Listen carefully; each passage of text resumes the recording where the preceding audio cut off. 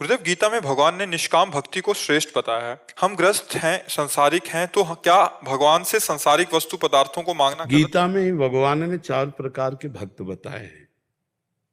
आर्त, अर्थार्थी, जिज्ञासु और ज्ञानी। और चारों को अपना भक्त कहा है, चारों को उदार कहा है, ज्ञानी को अपनी आत्मा कहा है। तो हम प्रभु से ही केवल मांगे, बस ये अर्थ रखना है। जैसे गोस्वामी जी कह रहे हैं, बने तो रघुबर ते बने, बिगड़े तो भरपूर, तुलसी और अन ते बने, ताबनि बे पे धूर। अगर मांगना ही है तो सिर्फ प्रभु से मांगना, संकट निवृत्ति करनी तो सिर्फ प्रभु से। तो भगवान ने कहा वो उदार हैं, मतलब हमारे मांगने को भी भगवान उदार कर रहे हैं। लेकिन उदार भगवान जो हमें दे रहे हैं, लेकिन वो इतने उदार हैं कि उनसे कोई मांगे तो भी उसे उदार कह रहे हैं कि उदार है जो हमसे मांग रहा है।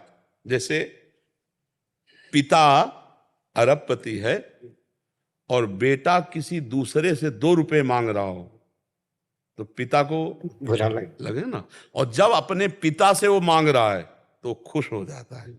ऐसे भगवान खुश होके कह रहे वो उदार है जो मेरे से मांगता है, मेरे से मांगता है। अरे ऐसे प्रभु, पर इसमें एक बात रख ले कि हमारे प्रभु सर्वज्ञ हैं और हमने चाहा कि ये काम बन जाए, तो हमको ये प्रार्थना करने की प्रभु चाह तो हमारी ही है, पर आप सर्वज्ञ हैं, देख लो अगर पूरी होने से हमारा आपसे बिलगाव होता हो तो कभी पूरी मत करना।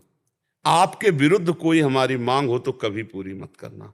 प्रभु आपको जिसमें अच्छा लगे मांगेंगे तो हम आपसे, क्योंकि आपके बच्चे हैं, आपसे मांगेंगे। पूरा ना पूरा होना ये आपकी इच्छा के ऊपर है। आप है तो इसमें हम श्रद्धावान होकर चलते रहेंगे, नहीं तो हमारी श्रद्धा में ठेस पहुंच जाएगी।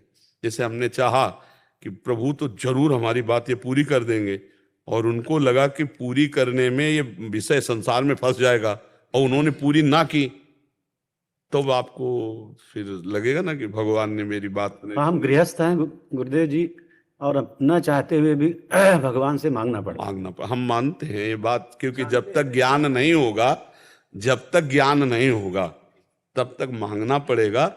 नहीं तो मालिक ठाकुर जी हैं, मुनीम आप हैं, तो घाटा और मुनाफा ठाकुर जी का, आपको क्या मांगने की जरूरत है। बात देखो, नाथ सकल संपदा तुम्हारी, मैं सेवक समेत सुत नारी। तो भगवान गीता जी में कहते हैं तुम केवल मेरा अनन्य चिंतन करो, योगक्षेम का वहन मैं करूंगा। तो विश्वास कर लो, मांगने की जरूरत क्या है। अनन्यश्चिन्तयन्तु माम ये जनाः परिपासते, तेषां नित्याभियुक्तानां योगक्षेमं वहाम्यहम्। तो हमें विश्वास नहीं हुआ ना वहाम्यहम् का, चलो हम मांगते हैं। प्रभु ने उसकी भी छूट दी, पर हम प्रभु को छूट दे दें। पूरी हो तो जय जय, और ना पूरी हो तो जय जय। आप मंगल भवन हो, जिसमें हमारा मंगल हो वही आप करेंगे। हम लाख बार मांगे तो भी आप अपने ही मन की करना। तो हम ऐसे अगर चलेंगे तो भगवत प्राप्ति भी हो जाएगी और हमारी कामनाएं शांत या पूर्ण हो जाएंगी। भगवान कामना पूर्ण जब नहीं करते तो उसको नष्ट कर देते हैं। वो कामना हमको फंसाने वाली होती है।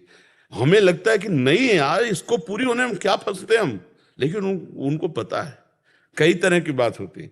कभी कभी वो पिटवा कर प्रतिकूलता और विपत्ति देकर अपनी तरफ दौड़ाते हैं, क्योंकि हम लोग बड़े वैसे हैं। हाँ, मतलब हम तो देहाती भाषा में कहते हैं चिपकू स्वभाव। नहीं, छोटी छोटी विषयों में हम लोग चिपक जाते हैं कि बोले यार हम जिंदगी में इसके बिना नहीं रह सकते। कितनी ऐसी बातें हैं जिनके बिना हम नहीं रह सकते। एक पेस्ट में बोले हम तो केवल अमुक पेस्ट ही करते हैं, मतलब हमारा एक चिपकू स्वभाव है, पकड़ने वाला स्वभाव है। तो हमने क्या क्या पकड़ रखा है, आप देखो।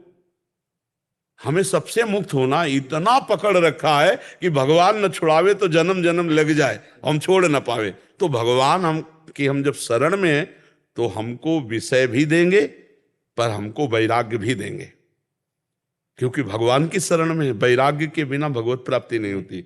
तो वैराग्य देने के लिए प्रतिकूलता देंगे।